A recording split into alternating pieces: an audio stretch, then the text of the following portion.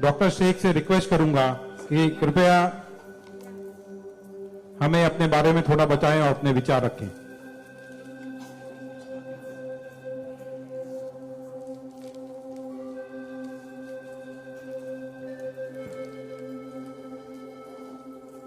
सबसे पहले तो मैं अल्लाह रब्बुल इज़्ज़त की बहुत ज़्यादा शुक्रगुजार हूँ कि उसने मुझे इतनी इज़्ज़त दी और इस मकाम तक पहुँचाया कि मैं अपनी लाइफ के जो फैक्ट्स हैं, जो जर्नी में आपके साथ शेयर कर सकूं।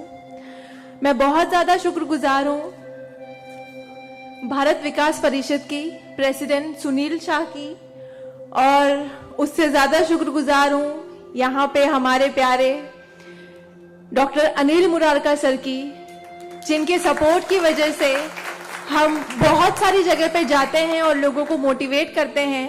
और जितना डॉक्टर अनिल मुरारका सर एक डिसेबिलिटी को लेकर जितना कंसर्न है, उतना मैंने किसी को नहीं देखा। तो I really thankful for him for that. 2008 मैंने अपना 10th क्लियर किया था। मैंने टॉप किया था पूरे जोगेश्वरी में विथ 92.15% लेकर, और मेरा ख्वाब था कि मैं डॉक्टर बनूं और लोगों को सर्व करूं। मैं मिडिल क्लास से ताल्लुक़ रखती हूँ। मेरे जो अब्बू हैं वो वेजिटेबल वेंडर हैं, तो हमारे घर पे बहुत फाइनेंशियली प्रॉब्लम थी। तो मेरा बस एक ख्वाब था कि मैं डॉक्टर बनूं, लोगों की हेल्प करूं, और उसके लिए मैंने साइंस में एडमिशन लिया। देन 11 साइंस जब मैंने एडमिशन लिया, मेरा कॉलेज बांद्रा में था और मेरा घर जोगेश्वरी में। मैं रोज लोकल ट्रेन से ट्रैवल करती थी जोगेश्वरी टू बांद्रा।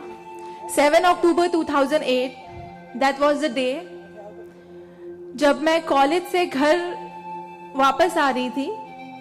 मेरे सेमेस्टर चल रहे थे उस वक्त, और सुबह 10 बजे का वक्त था। 10 बजे, आप सब लोग मुंबई से बिलोंग करते हैं, सबको पता है लोकल ट्रेन में बहुत रश आर होता है। वो ट्रेन जब अंधेरी से निकली, मैं अपनी सीट से उठी और मुझे नेक्स्ट स्टेशन मेरा जोगेश्वरी था, मुझे वहां उतरना था। लेकिन मेरे सीट से उठने और स्टेशन के आने तक के बीच में वो एक लम्हा था जिसमें मेरी पूरी जिंदगी बदल गई। मैं जब सीट से उठी, उसके नेक्स्ट मोमेंट मैंने अपने आप को ट्रेन की पटरियों के नीचे पाया, और जब मेरी आंखें खुली तो वही ट्रेन जिसमें मैं ट्रैवल कर रही थी वो मेरी आंखों के ऊपर से बहुत तेजी से गुजर रही थी। एक लम्हे को लगा कि मैं कोई ख्वाब देख रही हूं, लेकिन जब ट्रेन पूरी तरह से मेरे पैरों से गुजर गई, मैं वहां हेल्पलेस थी। और जब बहुत दूर जाके किसी ने चेन रोकी, वो ट्रेन रुकी, और उस ट्रेन को रुकता हुआ देखकर मुझे एहसास हुआ कि मैं कोई ख्वाब नहीं देख रही हूँ, मैं सच में ट्रेन से गिर चुकी हूँ, और मैंने अपनी दोनों टांगे उस ट्रेन के पहियों के नीचे आ गई है जिसमें मैं ट्रैवल कर रही हूँ। वो पूरी 12 डब्बे की ट्रेन मेरे पहियों से गुजर गई, किसी ने चेन रोकने की हिम्मत नहीं की। और मैं जब वहां गिरी तो लोगों ने मुझे देखा, और 10-15 मिनट बाद काफी लोग आए, मेरे आसपास खड़े हो गए। मेरे पास सेलफोन नहीं था। मैंने अपनी बैग से उस वक्त डायरी निकाली, मैंने लोगों को फरियाद की, बहुत रिक्वेस्ट की, बहुत रोया वहां पर कि मेरे घर पे एक फोन कॉल करके बता दो कि मैं यहाँ पे हेल्पलेस पड़ी हूँ विथ हेवी ब्लीडिंग, मेरे बचने की कोई चांस नहीं है। एटलीस्ट मेरे घर वालों को पता होना चाहिए कि मैं यहाँ पे इस हालत में हूँ, मुझे लावारिस लाश बन के नहीं मरना है।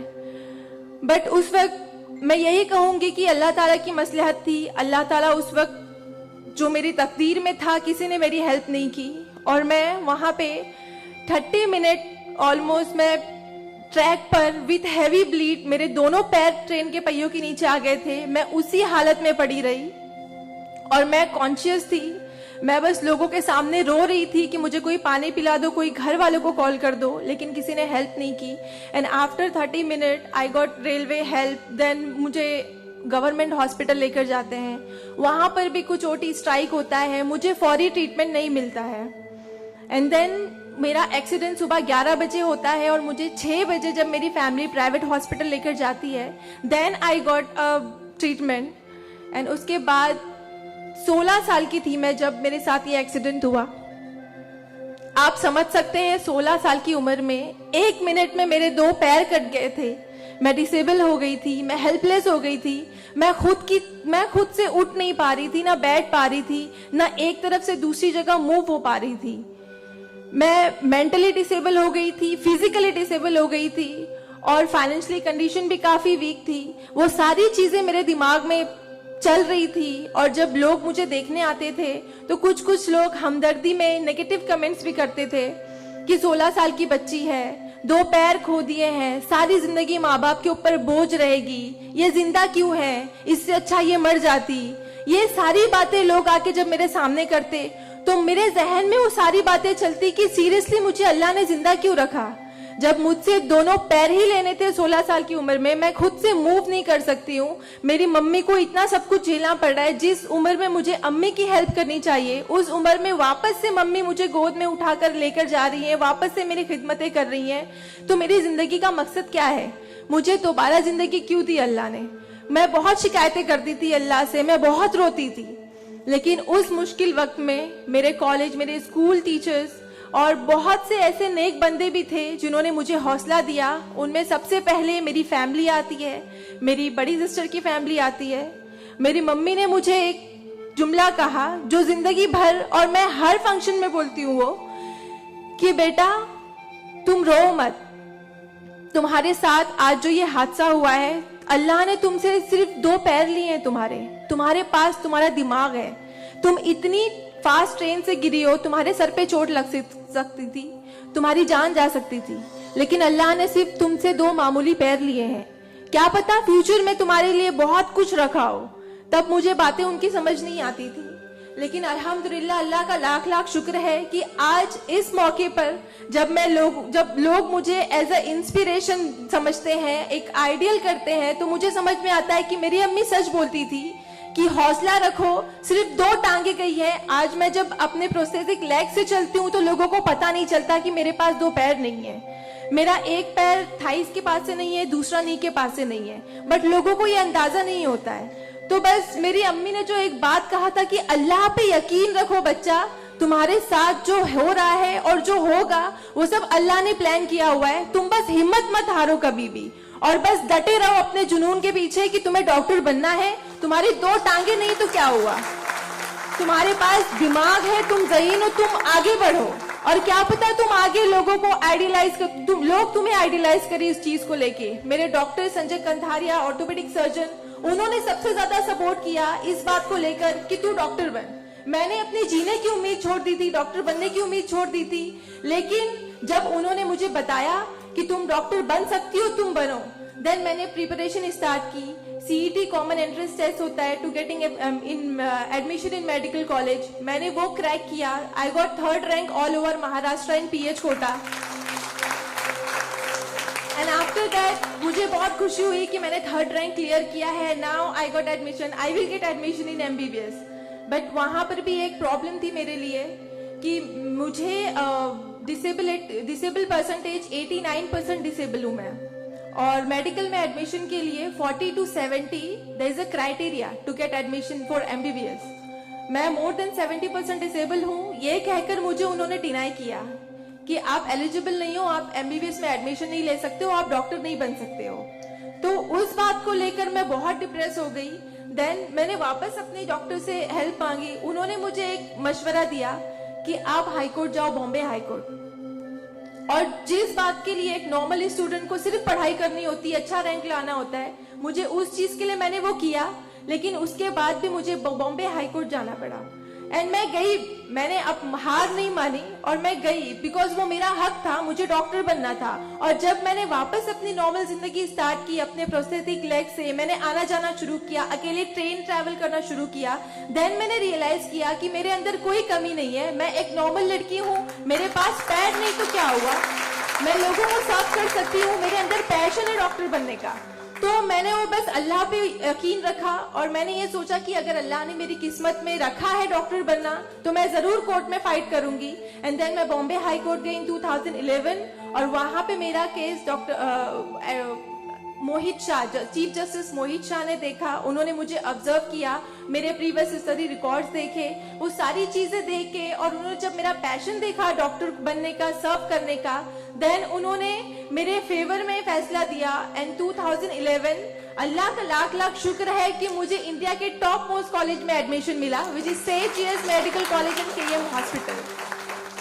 देन 2011 में मैंने अपना एमबीबीएस में एडमिशन लिया। वो जर्नी बहुत आसान नहीं थी मेरे लिए, क्योंकि मेरे पास 2 पैर नहीं है, और जब मेरी काउंसलिंग चल रही थी एडमिशन को लेकर, तो काफी जो डॉक्टर्स का पैनल था उन्होंने मुझे बहुत कुछ हकीकत बताई थी कि आपके लिए डॉक्टर फील्ड आसान नहीं है, इसमें पढ़ाई करना 5.5 साल, आपको एक ओपीडी से दूसरी ओपीडी जाना होगा, और तब मैं 2 क्रचेस यूज करती थी मेरे लिए। तो आपके लिए बिल्कुल भी आसान नहीं है, आप हार जाओगे, 1 साल पढ़ोगे, दूसरे साल आप डिनाई कर दोगे, एडमिशन नहीं लोगे, आप गिव अप कर लोगे। लेकिन बस मैंने दिल में ठान लिया था कि मुझे इन्हें गलत साबित करना है, और मुझे लोगों को प्रूव करके दिखाना है कि एक लड़की जो 89% डिसेबल है, जिसे लोग ये कहकर सुनाते थे कि सारी जिंदगी माँ बाप के ऊपर बोझ पर बनी रहेगी, उन्हें प्रूव करना है कि मैं डॉक्टर बन के लोगों को सर्व कर सकती हूँ। और जो मेरे दूसरे डिसेबल भाई बहन हैं, उन्हें भी शो करना है कि after disability, after accident, post accident जो लाइफ होती है वो आप नॉर्मल गुजार सकते हो अपने हौसले की बनिस्बत।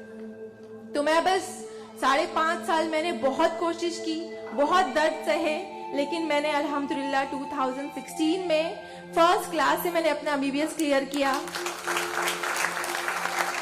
और इस बात को देखते हुए मुझे बहुत खुशी होती है, इस बात को बहुत प्राउड मोमेंट था मेरे लिए कि इन 2016 ऑन वुमेन्स डे 8 मार्च मुझे बॉम्बे हाई कोर्ट में फेलिसिटेट किया गया, जो एक हिस्टोरिक मोमेंट था वहां पर कि आउटसाइड से किसी को उन्होंने फेलिसिटेट किया। देन उसके बाद मुझे काफी कॉल्स आए, एज अ मोटिवेशनल स्पीकर मुझे काफी अवार्ड्स मिले, और तब मैंने सोचा कि मेरी जर्नी सिर्फ एमबीबीएस तक नहीं, मुझे लोगों को और प्रूव करना है कि 89% डिसेबल हो के अगर मैं एमबीबीएस कर सकती हूँ, तो मुझे मेडिकल फील्ड की हायर डिग्री अचीव करनी है, which is MD, medicine in doctor in medicine. Then मैंने उसके लिए भी कॉमन एंट्रेंस टेस्ट दिया, and again I got third rank in all over Maharashtra. और यहाँ पर भी देन अगेन उन्होंने प्रॉब्लम क्रिएट की मेरे लिए। After completing my MBBS with flying colours, उन्होंने वापस मेरा मेडिकल एडमिशन डिनाई किया कि आप नहीं कर सकते हो बिकॉज यू आर 89% डिसेबल। देन मुझे एक बहुत हम्बल इंसान मिले, member of parliament Kirit Somaiya sir, उन्होंने फौरन से मेरी एप्लीकेशन सेंट्रल हेल्थ मिनिस्टर के पास लेकर गए, और वहां से विद इन 2 डेज ये जो क्राइटेरिया है 40 to 70% डिसेबिलिटी का मेडिकल में एडमिशन के लिए, this is a 20 years old clause, और विद इन 2 डेज ये क्लॉज चेंज करवाया उन्होंने बिकॉज ऑफ माई एप्लीकेशन। वो क्लॉज चेंज होके बस ये है कि मिनिमम 40% क्राइटेरिया है, और मोर देन 70% जो भी डिसेबल हैगा they will get admission in medical field. तो मेरी जो जर्नी थी यहाँ तक की, और उसके बाद मैंने रिसेंटली 2019 में मैंने एमडी में एडमिशन लिया, और which is same college, Seth GS medical college and KM hospital, और मैं अभी रिसेंटली फर्स्ट ईयर रेसिडेंट हूँ एमडी पैथोलॉजी में। मेरी जो यहाँ तक की जर्नी है, मैंने बहुत अच्छे से तो नहीं बताया आपको, लेकिन बहुत सारी बातें मिस है इसमें बिकॉज मेरे पास टाइम नहीं है, आप लोगों को भी लेट हो रहा है। लेकिन ये सारी जो मेरी जर्नी है, ये सब बताने का मकसद यही है आप लोगों को कि जिंदगी में देखो चाहे कुछ भी प्रॉब्लम आए, बिकॉज मेरी लाइफ में मुझे लगता है कि सारी प्रॉब्लम्स थी, फाइनेंशियल प्रॉब्लम्स थी, फिजिकल प्रॉब्लम थी, मेंटल प्रॉब्लम थी, सारे ऑड्स थे मेरी लाइफ में, लेकिन मैंने बस 2 चीजें ध्यान में रखी। एक तो मेरी अम्मी की बात कि अल्लाह पर यकीन रखो, अल्लाह अपने बंदों से 70 माओं से ज्यादा प्यार करता है। एक माँ हमारी छोटे से दर्द को बर्दाश्त नहीं कर सकती, वो तो 70 माओं से ज्यादा प्यार करता है, तो हमें दर्द में कैसे रख सकता है वो? तो उसने जरूर कुछ अच्छा रखा है हमारे लिए। अगर छोटी सी प्रॉब्लम आई जिंदगी में तो उससे हार नहीं मानो, उससे लड़ना सीखो, हमेशा अपना हौसला जिंदा रखो, बिकॉज आपके पास अगर हौसला है तो आपकी लिए जिंदगी जीने की उमंग रहेगी, बिकॉज बगैर हौसले के कोई जिंदगी नहीं जी सकता। तो आप लोग प्लीज, अगर छोटी से छोटी प्रॉब्लम भी आए, कोई भी परेशानी आए, आप लोग लड़ना सीखिए और जिंदगी जीना सीखिए। बिकॉज मेरे एक्सीडेंट के बाद मुझे लगा मैं इतनी सारी कोशिशें नहीं करती तो मैं आज यहाँ पर खड़ी होके एज अ डॉक्टर आप लोगों से इंटरेक्ट नहीं हो रही होती। तो बस कभी भी हार मत मानिए। और ये एक शेर है आप सबके लिए, हौसले की तुर्कश में कोशिश का वो तीर जिंदा रख। तरकश मतलब जिसमें तीर रखते हैं। हौसले की तरकश में कोशिश का वो तीर जिंदा रख। हार चाहे जिंदगी में सब कुछ, हार जा चाहे जिंदगी में सब कुछ, मगर फिर भी जीतने की उम्मीद जिंदा रख। Thank you so much, thank you all of you, मुझे इतने अच्छे से सुनने के लिए। और मैं बहुत ज्यादा थैंकफुल हूँ डॉक्टर अनिल सर की और भारत विकास परिषद की कि उन्होंने मुझे इतना सुनहरा मौका दिया आप लोगों से इंटरैक्ट का। Thank you. धन्यवाद।